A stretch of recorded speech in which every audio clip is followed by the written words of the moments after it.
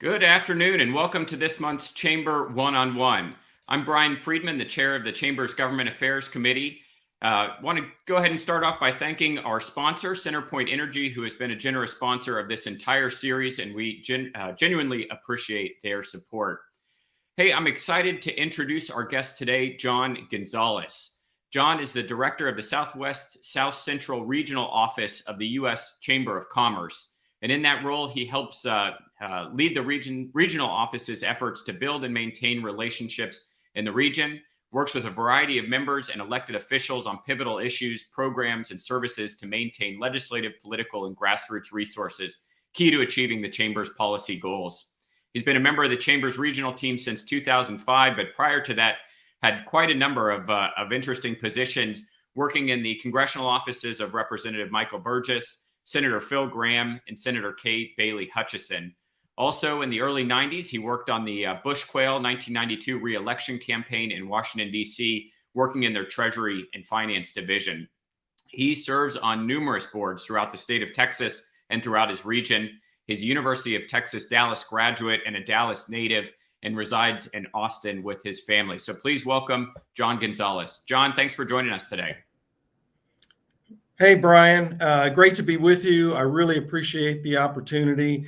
And thank you for all you specifically, but Boeing, great corporate partner, not only to the U.S. Chamber, but so many local chambers.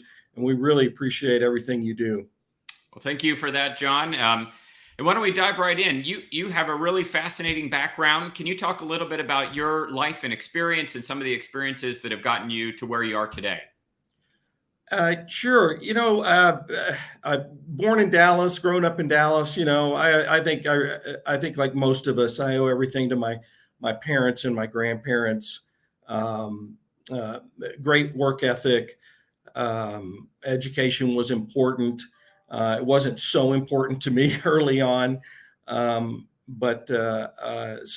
I owe it all to them. I've had, maybe on professional level, some interesting jobs, but way before those interesting jobs, I had some crazy ones, and I don't want to bring them all up, but just to date myself a little bit, in the summer of 1980, I was working for a company called Diversified Office Products, and we cleaned typewriters.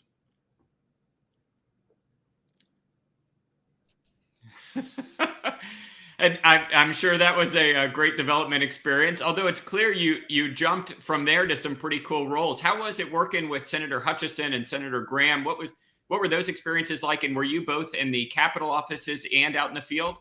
No, I just specifically in Dallas, and for both those stints with both the Senator Kay Bailey Hutchison in the Dallas regional office for over 5 years, and then for Senator Gramm, actually 2 different times. I worked on his 1990 re-election campaign.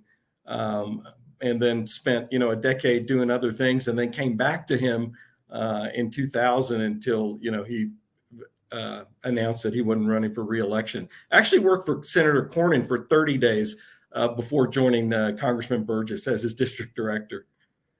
No kidding. Well, a great experience you brought back, and some great members. All of them have been big supporters of our region, and so that's exciting to see, and appreciate you carrying that as you're representing the U.S. Chamber. And why don't we, if you're okay with it, shift gears a little bit to talking about the U.S. Chamber. Sure. So the U.S. Chamber does a lot of things. It does advocacy. It partners with chambers throughout the country to work on different programs and projects with.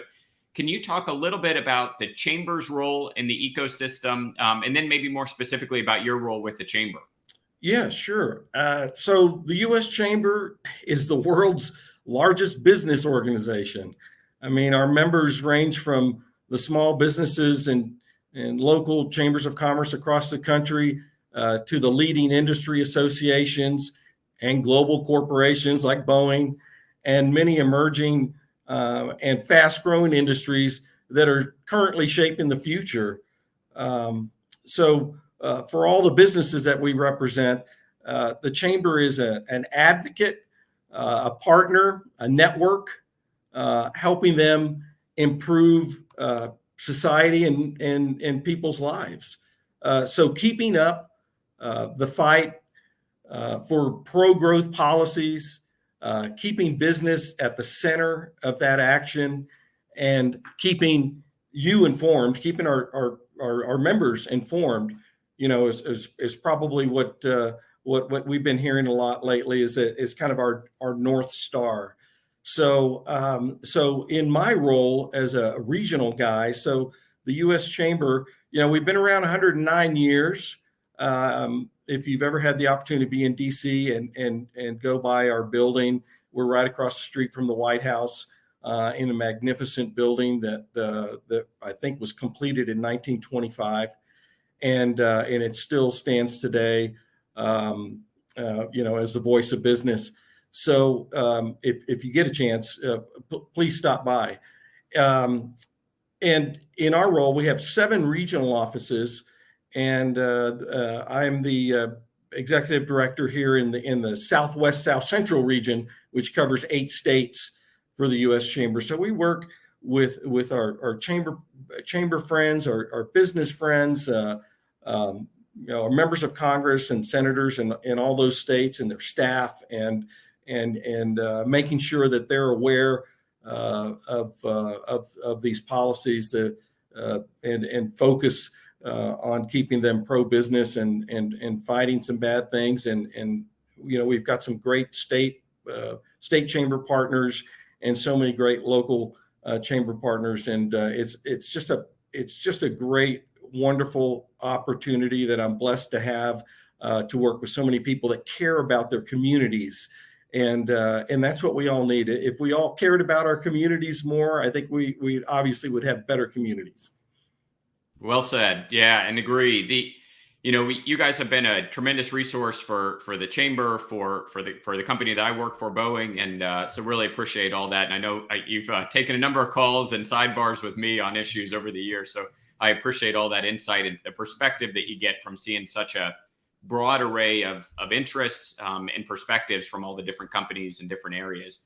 And I will tell you just real quick that every single one of the other states that are not Texas are always talking about how they need to be more like Texas. The way to a Texan's heart, John. Right.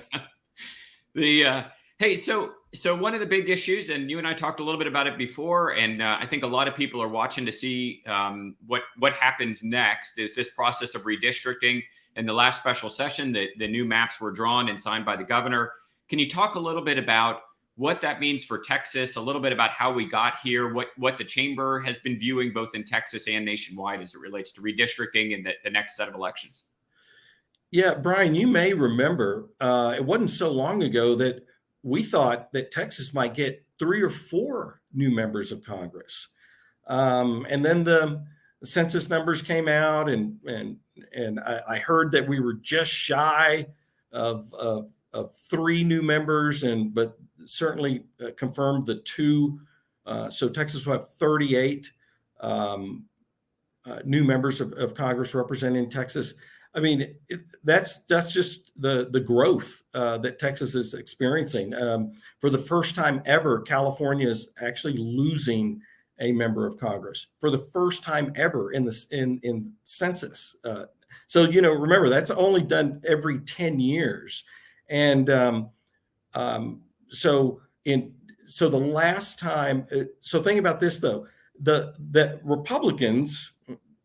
And I'm not being political here, but Republicans are in charge, and they've only done 2 redistricting bites at this apple. Remember, in 2000, because that's when they had the majorities there in the governor and the state legislature, and then in 2010. So they've only done it twice, and this is their 3rd bite at the apple. Previously, before 2000, the prior year, that was 1990, that was done by Democrat leadership. And ever since Reconstruction, they pretty much had that power as well. So it does mean a lot. The two additional members, and I believe one's in the Houston area, one in the Austin area. Had we gotten that third, I think it would have been in the North Texas region. But we'll take the two, and we're just all watching. All these states are going through this right now, and it's a very political gerrymandering type situation, but that's just how it is every 10 years, and then we move on. So it's very interesting to watch in some of these other states as well, their process. Yeah, absolutely. And I think looked like the Houston seat was going to go in just north of District 7, so kind of on the west side of town. And I think the Austin seat was more on the north side of Austin, if I'm remembering correctly. So, we'll see how that goes and the process changes, but agree that that'll be interesting to watch. And certainly as other states are figuring out what their next steps are too. And the lawsuits will be there, but they always are. And it'll get hammered out. And we'll have elections next year, whether they're in March or May. Yep. Right. Hey, so sticking with kind of federal policy stuff, it's a broad question, but what are you guys watching? What's big? What should our Clear Lake Chamber members be aware of? Well, the news I've heard this morning, or even the rumors of it on Monday, that the House was going to finally vote on that transportation, on the 1.2 transportation bill. This was the big bill that actually was a bipartisan bill. We're trying to encourage more and more bipartisan legislation out of Congress. And we got it. It wasn't a perfect bill. There's no perfect bill, but the Senate passed a 1.2 transportation infrastructure bill, and 69 Republicans voted for that legislation. So it was extreme. It was very bipartisan, and then it got held up in the House, and now. Possibly tonight, it's going to be a standalone vote on that legislation. Of course, political landscape is hyper political right now, and we'll see how many if it ends up being bipartisan. We've heard about 10 Republican members have indicated that they would be willing to vote for it if it were a standalone bill, like if it happens tonight, and which it will be. So we just don't know how many Democrats they may lose, but we're doing everything we can to get it passed. Now, I know there are a lot of concerns, a lot of pay for concerns, a lot of money for things that the populist Republican government or elected officials don't really like in there. And there were some things that we didn't like in there. And in fact, we wanted, this is not popular, the only tax that the U.S. Chambers ever supported, and we don't even call it a tax, we call it a user fee, was the federal motor fuels gas tax increase that we've been asking for, because the last one we had was in 1993. So without the easiest and simplest, best way to shore up that those dollars for roads and bridges is that federal gas tax, and of course that didn't make one of the pay fors, but we have been supportive of that for a long time, and it would be the most efficient way to get money to roads and bridges, all these critical infrastructure projects that we have across the country. So hopefully we'll get that passed tonight. Yeah, great. And that's separate, John, from the bigger infrastructure package that's going on right now. Can you share a little bit about your thoughts on that and any of the puts and takes in that bill? Yes, that just got released last night. Well, I will say maybe an outline that the Senate released. Now that's called Build Back Better, and it's really kind of confusing with the transportation bill. So what we've referred to it as reconciliation or Build Back Better. It's the 3.5, and now with Senator Manchin 1.5. Who knows where it's going to fall in? The chamber came out very early on being opposed to that for many reasons, and it could be pared down if Senator Manchin has his way, but the policies in it are very concerning. And I think as we know more and see more, the outline that was released, it was basically that there's no meat on the bones there. So it's hard to see what eventually that's ultimately going to look like. But we're keeping a close eye on it. A lot of our association friends, there were so many bad things in there that to count. So we basically said anything close to passing would probably count 10 times one vote. That's how we saw it, or that's how we see it now.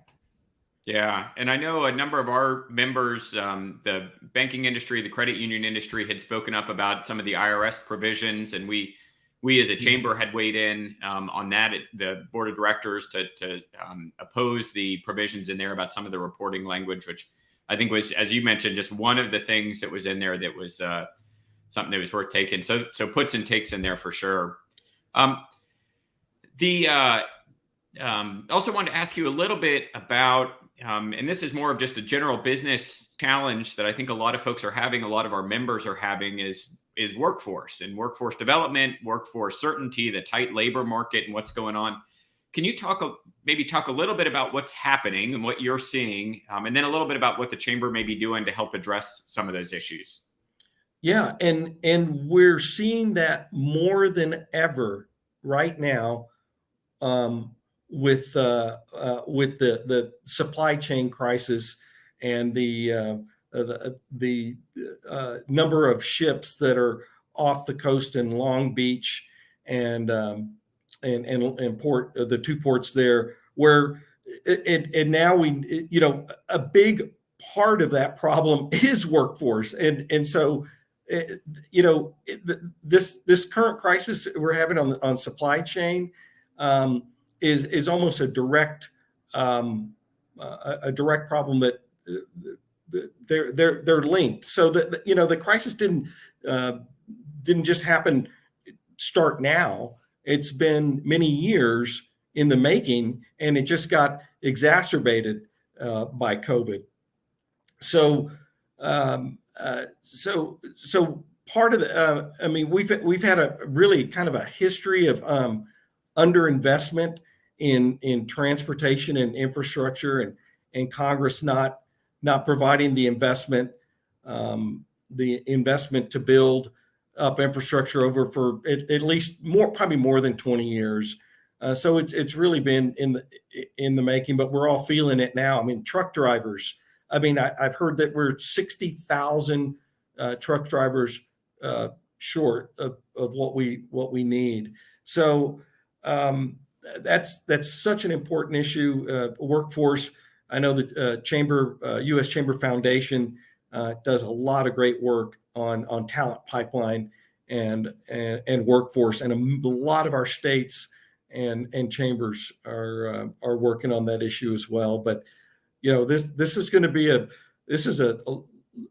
long-term challenge in the supply chains, and specifically because of truck drivers, and not being able to hire hire for the level of demand, even prior to COVID. So anyway, it is an issue of all our members, whether you're a chamber or a small mom and pop. Yeah, and we're certainly hearing about it from our members and their challenges and constraints with hiring and finding good folks to do what they need to do. Another one, big one that we've been watching at the chamber level, and I'd be curious what you're hearing kind of at the national level and in the states that you see, the semiconductor and chip shortage issue, and that's impacting the space companies, that's impacting the auto dealers that are in our region, any technology company that's trying to deal with both supply chain and distribution or sales of those products. Can you talk a little bit about what's going on in the supply as it specifically relates to semiconductors and chips and what's going on in that area? You know, we depend a lot on Taiwan. I can't remember the exact amount, but I want to say it's maybe 60 or 70% of all those chips that we need. And if you ever listen to Senator Cornyn, he's got this great line. He said, anything with an on and off switch needs a microchip of some sort. And so we're huge supporters of Senator Cornyn's CHIPS Act and Congressman McCall. It's vital that we get.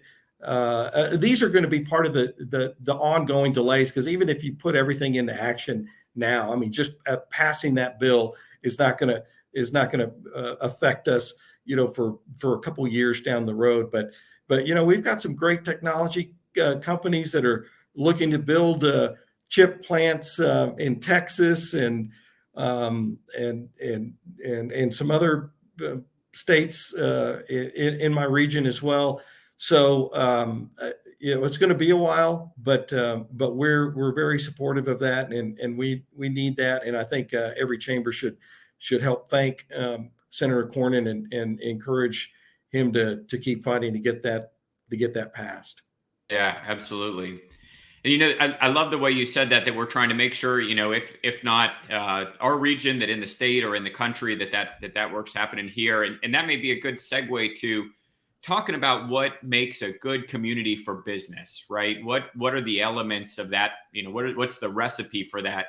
Can you talk a little bit about that and what you see in your states, that what are the key things that help business thrive in a community? You know, when in the 8 states that I traveled to, I mean, you know, remember, Brian, Texas is a country. So in the 7 other states that I traveled to, you know, if you don't have good policy, from lawmakers, it's just going to make things that much more difficult. And you know, and especially at the local level, if you're not getting good public policy, good government, good pro growth and jobs and economic type policies, then your town is going away. The competition right now is so great, and that's why chambers need to get the better and stronger the chamber is in the places I go, the better the community is. And if you can't get the community that and that's what chambers do. They care about their communities, and they get the job done. So that's why chambers have to stay engaged, get engaged, maybe even more, to help these lawmakers do the right thing. If they want their local communities to grow and prosper, they're going to have to come up with good, solid pro-growth policies. Yeah, absolutely. And I feel very fortunate to live and operate in a community that has great elected officials, a very strong chamber, great economic development organizations, and BAHEP in our region. So really just a fantastic place to live, work, and raise a family. So exciting to hear. Now, I hear that there's some exciting news at the U.S. Chamber and some stuff that y'all are rolling out. Can you give us a little glimpse behind the curtain? What's cooking at the chamber, and what should we be on the lookout for? Well, thanks for asking.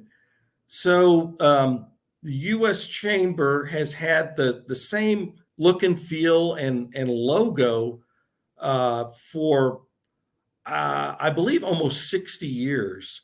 So on Monday, the U.S. Chamber unveiled our new look and feel. If you go to uschamber.com, it's a 21st century modernized logo and souped up website that we're really all excited about. I mean, our CEO Suzanne Clark has, since she took over from Tom Donahue in March, has done a phenomenal job, and she's got the energy and the just the foresight to say and do some of these things that probably need to be done a while ago. But you know what? It's never like now is better than ever, and it's just exciting to see that we're getting and we're innovating within the chamber, and look for more new cool U.S. chamber stuff soon. Yeah, and I had a chance to look at it before this meeting. It's a beautiful new logo and exciting stuff. So neat to see that, and excited for you guys. I know those things can be a challenge, kind of releasing them out and getting them out, but looking forward to the next step and the next chapter in the journey. So very exciting. I am as well, and thank you for being such a strong partner with us, and anything you need, you know who to call. So, John, I have two more questions. They're semi-rapid fire questions, but they're the hardest ones you'll get all day. Number one, what's your favorite Texas barbecue? I think that's going to start becoming a regular question on this series. Now that I live in Austin, I mean the incredible barbecue restaurants that are around. I am still just a big, huge Franklin's fan. I mean, there are some others that I love as well, but right now, sliced brisket from Franklin's is incredible. They're the best. Absolutely, that's a great choice, and I think a lot of folks are nodding their head in agreement with you. Although some probably wanting to get online and throw their favorite out too. We got a lot of great options. Number two, can you tell us why the Houston Astros are your favorite baseball team? Yes, because before 1974 there were no Texas Rangers, so that's why the Houston Astros are my favorite baseball team, and it was a great game last night. Great comeback, now that they're tied 1-1. And it's just going to be an exciting series, and I'm just hoping and praying they bring it home. And I know Mattress Mac has got a lot of money on it, and it just makes it even more exciting. So it's going to be great. Great answer. And certainly exciting. I'm trying to wear my bit of Astros support gear today, and so we're keeping our fingers crossed for a great series, and go Stros.